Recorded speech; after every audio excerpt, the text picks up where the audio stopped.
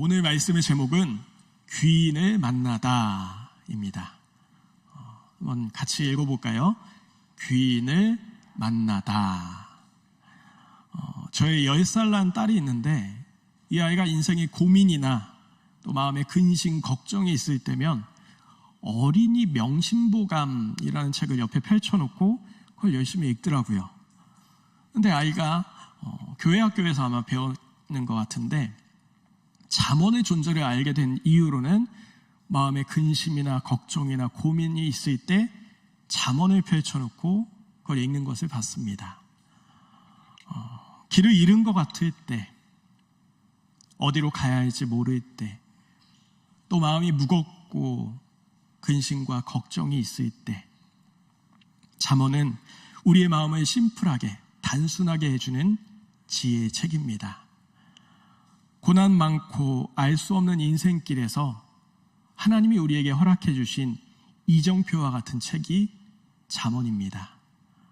이 잠언의 말씀 가운데 우리가 위로를 받기도 하고 새 힘으로 살아갈 수 있는 저와 여러분의 삶이 되길 축복합니다. 별로 축복을 안 좋아하시는 거예요. 축복합니다. 우리는 가끔 이런 말을 들어봤을 거예요. 귀인을 만나서 인생 역전했다. 혹은 구사일생으로 살아남았다. 들어보셨나요? 1부에서도 안 들어보셨고 2부에서도 안 들어보셨는데 저는 들어봤어요. 귀인을 만나서 인생이 잘 또 해결되었다.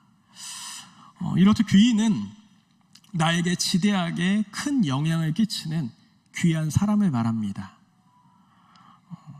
우리는 수없이 많은 인연들 속에 삶을 살아갑니다. 그리고 오늘도 수없이 많은 사람들을 만나겠죠. 하나님이 허락해 주신 부모와 자녀의 연, 또 부부의 연, 또 친구, 동료, 또 성도와 목회자에 이르기까지 그 수없이 많은 인연들 속에 만나기도 하고 헤어지기도 하고 우린 그렇게 살아갑니다. 그 수많은 만남 가운데 어떤 분들은 귀인을 만나기도 하고 어떤 분은 귀인을 스쳐 지나가기도 합니다. 우리는 귀인을 그리고 지혜자를 알아봐야 합니다. 나아가 나 또한 누군가에게 그런 귀인이 되어 주어야 합니다. 오늘 잠언에 말하고 있는 지혜 있는 자가 바로 귀인입니다. 오늘 말씀을 통해 우리가 참 지혜자가 되고 삶의 귀인을 만나시길 축복합니다. 본문 13절에 지혜를 얻는 자와 명철을 얻는 자는 복이 있나니 라고 말씀합니다. 여기에 얻다라는 동사가 2번 사용되어서 그냥 지혜 누가 주어서 얻는 것이구나 생각하기 쉬운데 그냥 단순히 얻을 수 있는 것 그 정도로만 생각하기 쉬운데 원어 성경을 보면은 여기 먼저 나온 얻다라는 히브리어는 마사라는 동사를 사용합니다. 그래서 이 의미는 단순히 얻는다기보다 적극적으로 찾는다, 찾다라는 의미가 있습니다. 이와 같은 문장을 조금 더 원어적으로 해석하면은 지혜는 찾아서 얻는 것이다 라고 할 수 있죠. 그러니까 수동적으로 누군가 부여해 주는 게 아니라 능동적으로 적극적으로 내가 지혜를 찾아 나서야 한다라는 의미입니다. 우리 인생에서 가장 적극적으로 찾아야 할 인간관계가 있다면 그것은 전 배우자라고 생각을 합니다. 유대인들에겐 이런 말이 있습니다. 어머니가 유대인이어야 유대인이다. 어머니가 외국인이면은 아빠가 아무리 유대인이어도 그 자녀는 유대인이 아니라는 겁니다. 유대인의 정서에서 어머님 가족의 영혼이라고 합니다. 그렇기 때문에 이와 같은 가정을 이루는 그 시작인 아내를 얻는 것에 지혜가 필요한 것이지요. 하나님이 주신 지혜로운 아내가 귀인입니다. 라고 했는데 남편분들이 대답이 없으시네요. 하나님이 주신 지혜로운 아내가 귀인입니다. 그래요. 하나님이 우리에게 은혜로 허락하신 게 아내라는 겁니다. 지혜를 찾고 얻는다에 사용된 동사 마사는 잠언 18장 22절에 아내를 얻는 자는 복을 얻고 여호와께 은총을 받는 자니라. 또 잠언 31장 10절에는 누가 현숙한 여인을 찾아 얻겠느냐? 그의 값은 진주보다 더하니라 라는 말씀에서 찾아 얻다, 얻는다와 동일한 동사입니다. 곧 지혜를 찾는 것과 아내를 찾아 얻는 것에 동일한 동사를 사용하므로 지혜를, 우리 인생에서 지혜와 아내의 귀중함을 오늘 말씀을 통해 전하고 있는 겁니다. 또한 15절에 보면은 지혜는 진주보다 귀하고 내가 사모하는 모든 것으로도 비교할 수 없도다. 성경이 귀한 것을 표현할 때, 비유로 표현할 때 진주를 사용하곤 합니다. 이 진주는 바다에서 얻을 수 있는 유일한 보석, 또 가공하지 않은 자연 그대로의 이 진주는 성경시대의 가장 값진 보물로 통용되었습니다. 그래서 그 어느 것과도 바꿀 수 없는 소중한 아내를, 그리고 하나님 나라의 귀중함을, 천국의 아름다움의 그 의미를 상징적으로 표현할 때 성경에는 진주를 이용합니다. 그리고 지금 이곳에서도 지혜의 가치를 진주와 비교하고 있지요. 이어서 가장 궁극적인 지혜의 가치에 대해서 18절 말씀에 지혜는 그것을 얻는 사람에게 생명나무이니. 지혜가 생명나무라고 합니다.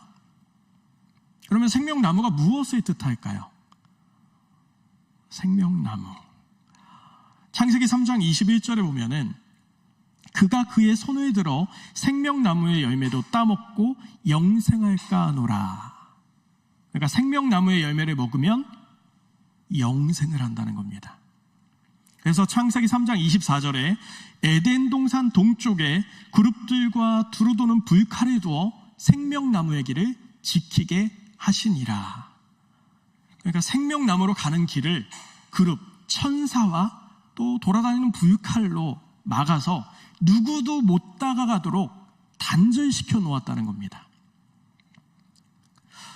열매를 먹으면 영생을 얻게 되는 생명나무. 그런데 오늘 말씀에 보면 지혜는 생명나무가 된다. 지혜는 생명나무가 된다. 이 생명나무는 영생을 얻게 하는 열매를 맺는 귀한 나무.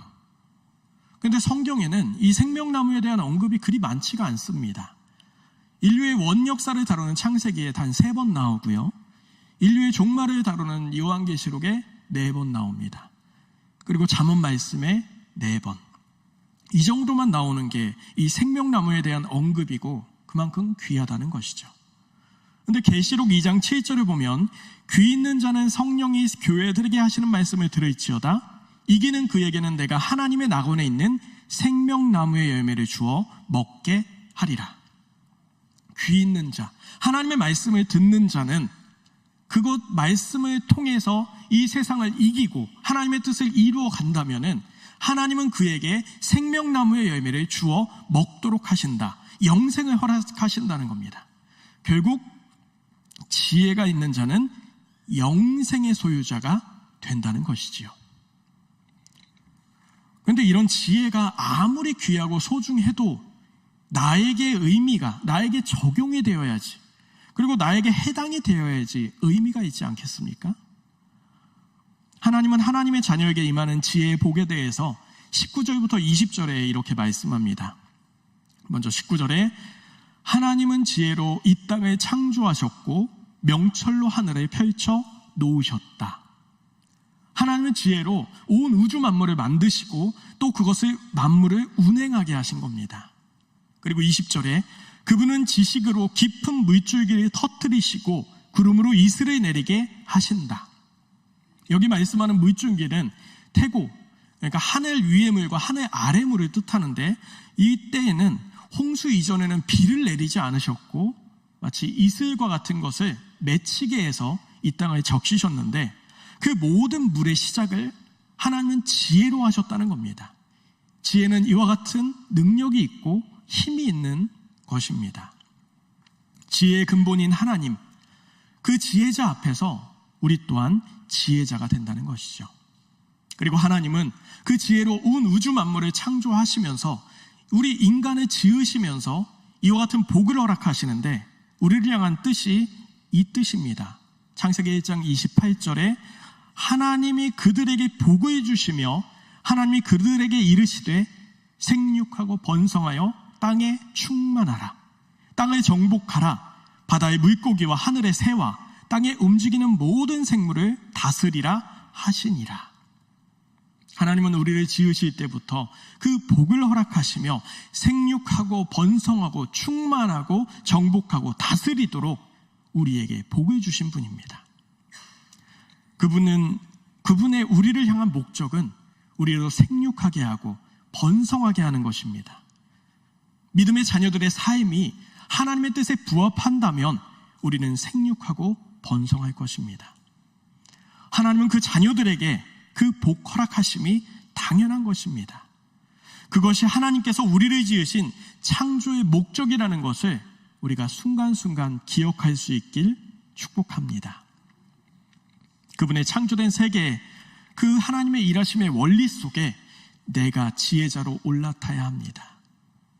그렇게 우리는 지혜자가 되고 귀인을 만나서 인생을 복되게 행복하게 살 수 있습니다. 성경은 하나님의 역사에 동참한 많은 사람들의 이야기를 기록합니다. 그 많은 인물들 가운데 오늘 저는 바울과 베베라는 인물을 소개해드리고자 합니다. 사실 바울은 많이 들어보셨죠? 정말 많이 들어본 유명한 인물입니다. 그런데 베베라는 이름 들어는 보셨나요? 들어보셨으면 성경을 많이 읽으신 거고, 안 들어보셨으면 오늘 들어보셨으니까 들어보신 거니까 앞으로는 들어보셨다, 이렇게 하셔도 되겠습니다. 베베, 성경에 단 한 절이 기록됩니다. 로마서 16장 1절에 한 번 나오는데, 바울은 이 여인에 대해서 나의 보호자다 라고 말씀합니다. 일반적으로 보호자 하면 어떨까요? 저희 집 10살 난 예음이의 보호자는 제가 보호자고 엄마가 보호자지, 예음이가 김영환의 보호자다 이렇게 말하는 분은 없을 거예요. 그러니까 더 능력이 있고 힘이 있고 그런 아는 사람, 그러니까 좀 지식적으로도 높고 그런 사람이 보호자로서 인정받고, 우리는 대부분 그렇게 생각을 합니다. 보호자를 더 유능한 사람이라 생각을 합니다. 그런데 바울 사도는 이 베베에 대해서 보호자다라고 말씀합니다. 그러면 그 여인이 어떤 여인이기에 바울이 보호자라고 했을까? 바울 사도는 고린도에서 로마서를 집필합니다. 그리고 로마 교회에 그 로마서를 전달하고자 했지만 여러 상황과 여건 속에 직접 갈 수가 없었습니다. 그러한 때에 로마 교회에 로마서를 전달한 인물이 바로 베베라는 여인입니다. 바울 사도에게는 이 베베라는 여인이 영감으로 집필한 복음의 진수라는 로마서를 로마 교회에 전달해준 귀인이었다는 겁니다. 한편으로 이렇게 생각할 수 있어요. 아니, 편지 하나 전달해주는 것 갖고 뭐 그렇게 귀인이라고, 뭐 대단한 일이라고 하느냐. 그런데 이 당시, 성경시대의 당시에는 오늘날과 같이 인쇄술이라든가 또 종이 만드는 기술이 발달하지 않았기 때문에 양피지와 같은 것으로 편지를 작성했습니다. 그 말은 로마서가 기록될 때 그 양과 무게가 결코 가볍지 않았다는 겁니다. 그리고 베베는 여인이었습니다. 여인의 몸으로 그 무거운 편지를 들고 전달해 주었다는 게 쉽지 않은 일이죠. 나아가서 고린도라는 지역에서 이 로마라는 곳으로 가기 위해서는 오스트리아를 거쳐서 알프스 산맥을 넘어야 하는, 육로길은 알프스 산맥을 넘어야 하는 길입니다. 그래서 학자들은 이 길로는 아마 가지 않았을 것이다, 이건 불가능한 일이다 라고 추정을 하며 아마 베베가 배 타고 로마로 갔을 것이다 라고 추정을 합니다. 그런데 이 배라는 것이 오늘날에야 항해술도 발달하고 또 SOS 이런 것들이 발달하였기 때문에 혹 사고가 나도 구조를 받을 수 있죠. 근데 이 당시에는 사고가 나면은 그냥 가는 겁니다. 근데 이 로마서 아무리 열심히 집필 했다 해도 이 배가 가다가 전복되거나 사고가 나면은 그냥 물속에 로마서가 사라지는 겁니다. 나아가서 로마는 당시의 성도들을 무지 박해했던 지역입니다. 베베가 편지를 갖고 가다가 이거 잡히면은 베베는 죽을 수밖에 없는 어려움이 있습니다. 지금 우리가 로마서를 읽고 있는 것은 그 위험천만한 여정, 그 목숨을 건 여정을 감당했던 베베 집사님의 헌신을 통해 가능한 이 산물임을 기억하시기 바랍니다. 로마서 16장 2절에 바울 사도는 베베에 대해서 여러 사람과 나의 보호자라고 표현합니다. 여기 보호자라는 헬라어 프로스타티스는 공급자, 책임을 맡는 자라는 뜻입니다. 이게 무슨 의미냐? 바울 자신과 또 갱그레아 교회 성도들이 그 삶의 영역 속에 어떤 문제가 생겼다. 그러면 베베 집사님이 나서서 그것을 책임지고 해결해 주었다는 것이죠. 또 감당할 수 없는 물질적인 어려움이 있다. 그거 역시도 베베 집사님이 나서서 그 물질의 어려움을 해소해 주었다는 겁니다. 그래서 바울 사도는 이 로마 교회 성도들에게 베베 집사님을 추천하면서 합당한 예로 영접하고 무엇이든지 필요로 하는 것은 도와주어라 라고 요청을 합니다. 베베 집사님은 목회자에게 힘을 주고 그 필요를 채워주는 신실한 동역자였다는 것입니다. 이 여인 베베 집사님의 이름의 뜻은 빛나는, 맑고 깨끗한이란 이름입니다. 사람이 아무리 많은 것을 갖고 누리고 힘이 있어도 그 인생이 어두워질 수 있고 괴로울 수 있고 힘들 수 있습니다. 근데 이 집사님은 경제적으로 풍요로웠고 삶 또한 맑고 깨끗한 지혜로운 사람이었습니다. 그녀는 복 있는 사람, 행복한 사람이었습니다. 이 집사님이 이렇게 행복할 수 있던 이유, 이렇게 기쁨으로 살 수 있던 이유는 그녀가 하나님의 행하시는 일에 동참한 하나님의 사람이었기 때문입니다. 하나님의 일에 동참하는 사람, 그 인생과 기업에 하나님은 복을 주시고 지키십니다. 그것은 너무나 당연한 이치이죠. 하나님의 사람을 사랑하고 하나님의 사람들을 지키는 자에게 하나님은 더 많은 물질로, 더 풍성한 행복으로 그 삶을 윤택하게 하시는 분인 줄 믿습니다. 기독교의 수많은 박해 속에서도 로마서가 우리에게 전달된 것처럼 하나님은 하나님의 일을 이루십니다. 베베에게 이 바울 사도가 전해준 예수 그리스도, 그 복음은 생명이었기에 이 바울 사도는 베베 집사님에게 귀인이었습니다. 그리고 바울 사도에게 이 베베 집사님은 그 삶을 동역해주고 도와주고 또 로마서를 전달해준 귀인이었습니다. 이렇듯 목회자와 성도의 관계는 귀인의 관계가 되어야 할 줄 믿습니다. 저도 여러분에게, 여러분도 저에게 귀인 되시길 축복합니다. 별로 크지 않으세요. 귀인 되시길 축복합니다. 우리 인생 가운데 어떤 분들은 태어나면서 그 환경 자체가 좋지 않았고 또 만나는 사람마다 얼마나 그 뒤통수를 치는지 항상 이용만 당하고 그런 분들이 있지 않으신가요? 또 청년 때 얼토당토 않게 결혼을 하게 되고 본가나 처가나 온통 의지할 곳 없이 귀인은커녕 기댈 곳 하나 없는 인생, 그렇게 살아가는 인생이 혹 있지 않으신가요? 참 인간, 예수를 귀인으로 만나시길 축복합니다. 여기 기구하고 처절한 인생을 사는 한 여인, 그 여인이 예수를 만난 이야기가 있습니다. 마태복음 15장에 있는 가나안 여자의 사건은 마가복음 7장에도 똑같이 기록되고 있는데 중심 내용은 일치하지만 그 사건의 전개나 사용한 문장의 다름을 볼 수 있습니다. 이 여인을 지칭하는 지명이 각각의 책에서 다른데 한쪽에선 가나안 여인이다 라고 하고 한쪽에선 헬라인이요 수로보닉의 족속이다 라고 합니다. 그것은 이 여인이 가나안 지역에 살았으며 팔레스타인 북부의 수로보닉의 지역에 사는 여인임을 지칭하는 겁니다. 쉽게 말해서 똑같이 은평구에 살고 있는 여인에 대해서도 한 사람은 은평구에 사는 여자라고 할 수 있고요. 또 다른 분은 역촌댁, 그러니까 역촌동에 산다 해서 역촌댁 이렇게 표현하기도 하지요. 그와 비슷한 같은 맥락이다 생각하면 되겠습니다. 이 양서의 내용, 그러니까 마태복음과 마가복음의 내용을 같이 비교해서 보면은 이 마가복음의 경우에는 인물의 행동이나 사건을 있는 그대로 기록한 느낌입니다. 그러니까 마가복음이 종으로 오신 예수님을 표현하기 위해서 그랬는지 모르지만 조금 더 인간적이게 다가오는 것이 마가복음의 내용입니다.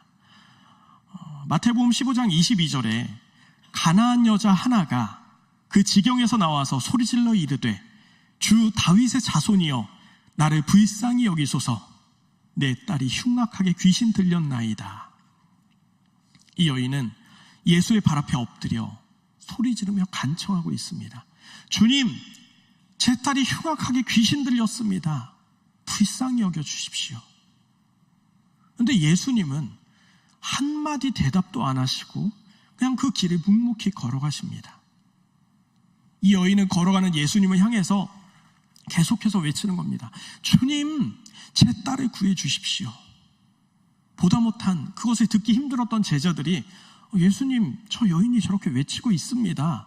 해결해 주시든가 보내시든가 어떻게든 해주십시오. 그래서 예수님이 이렇게 대답을 합니다. 자녀의 떡을 취하여 개들에게 던짐이 마땅치 아니하다. 아니, 그냥 가시려면은 그냥 가시지. 굳이 개 취급을 하면서 이 여인에게 그 간청을 거부하고 있습니다. 그런데 예수님은 결국 여인의 딸을 고쳐주시죠. 고쳐주실 거면서 왜 이런 멸시와 외면을 하셨을까요? 예수님의 행동에 의아하지 않습니까? 이미 앞서 마태복음 8장에 보면은 이방인이었던 백부장을 향해서 내가 이만한 믿음을 본 적이 없다. 그렇게 칭찬해 하시고 자기의 백성으로 수용하십니다. 이런 사랑의 주님이 그렇게 간청하는 그 가녀린 여인에게 그 면전에서 개취급하며 무시한 이유, 예수님의 의도는 무엇이었을까요? 마태복음 15장 22절에 가나안 여자 하나가 그 지경에서 나와서, 우리는 이 말씀에 주목해야 합니다. 이 여인은 그 지경에서 나온 여인입니다. 마태복음 7장 26절 말씀과 같이 이 가나안 여자는 헬라인이며 수로보닉의 족속이었습니다. 헬라 제국은 다신교로서 알지 못하는 신에게까지 분향을 했던 그런 우상의 나라였습니다. 더구나 여인이 속해 있던 수리아 베니게 지역은 남신 바알과 함께 이스라엘에 가장 추악한 영향을 미친 여신 아세라를 섬기는 지역이었습니다. 곧 이 여인은 이방인에다가 더러운 우상을 섬기던 그 무지의 존재였다는 겁니다. 그 우상의 땅에서 예수님의 소문을 듣고 무지를 벗어나 예수께 찾아 나온 것입니다. 이미 예수님은 이 여인의 믿음을 보셨고 여인을 아셨습니다. 주님은 한 여인을 정죄하고 괴취급하려던 게 아닙니다. 예수님은 이 여인을 온전히 고쳐주기 위한 거부를 던지셨던 겁니다. 이적만을 바라고 지금의 삶 그대로 있으면 넌 유대인들이 말하는 개일 뿐이야. 적극적으로 지혜를 찾아 나와서 나의 백성이 되어야 한다. 그 지경을 떠나 나에게 나온 것처럼 그 무지를 벗어나 지혜를 얻어야 한다는 것을 여인에게 강조하신 겁니다. 이에 여인은 주여 올소이다마는 개들도 제 주인의 상에서 떨어지는 부스러기를 먹나이다. 여인은 자신이 개였다는 것을 인정하며 이 예수를 주로 고백하고 불쌍히 여겨주시길 간구하고 그 부스러기라도 그 신락 같은 은혜라도 허락해 주시길 간청하는 겁니다. 결국 주님은 내 믿음이 크도다 라고 하시며 그녀의 딸을 고쳐주십니다. 지혜의 가치를 알아본 그녀는 그렇게 지혜를 찾아 얻었습니다. 그리고 딸의 회복과 함께 생명나무까지 얻게 된 것입니다. 예수님은 우리에게 가장 완전한 귀인이십니다. 믿으십니까? 당시 유대인들은 이방인에게 흔히 개라고 그렇게 표현했습니다. 헬라어 퀴온이란 단어를 사용해서 말 그대로 다 큰 개, 그러니까 위험한 개, 더러운 개, 그러한 표현을 했다는 겁니다. 예수님도 유대인이셨고 그런 유대인의 관념을 취하여서 그 여인에게 개라고 하신 것이죠. 이것은 이 자체로 상당히 모욕적으로 들릴 수 있습니다. 다만 예수님이 사용한 개라는 표현은 헬라어 퀴나리아라는 단어를 사용해서 그 본래적 의미가 강아지라는 의미입니다. 그러니까 주인의 상에서 같이 먹기도 하고 같이 자기도 하는, 오늘날로 표현하면 반려동물, 그런 의미라는 겁니다. 강아지. 참 인간이신 예수가 자기 백성을 가르침과 동시에 세심하게 배려하여 그 사용하는 언어 또한 우리를 감탄하게 위로하도록 합니다. 우리 예수님은 이런 분입니다. 그 여인에게 강아지라고 표현하면서 그 길을 나올 수 있도록 그 길을 인도하신 분. 이 수로보니게 여인처럼 지금 이 자리에 함께한 저와 여러분 역시도 주님께 나아와 그 지혜자 되신 예수님을 만날 수 있길 축복합니다. 그렇게 내 주변에 사는 사람들에게 예수로 사는 귀인이 되어주시길 축복합니다. 또 하나님의 은혜와 사랑 가운데에 귀인을 만나 참 지혜자로 살 수 있는 저와 여러분의 인생길 되길 주님의 이름으로 축원합니다. 이 시간 말씀을 기억하며 기도하겠습니다.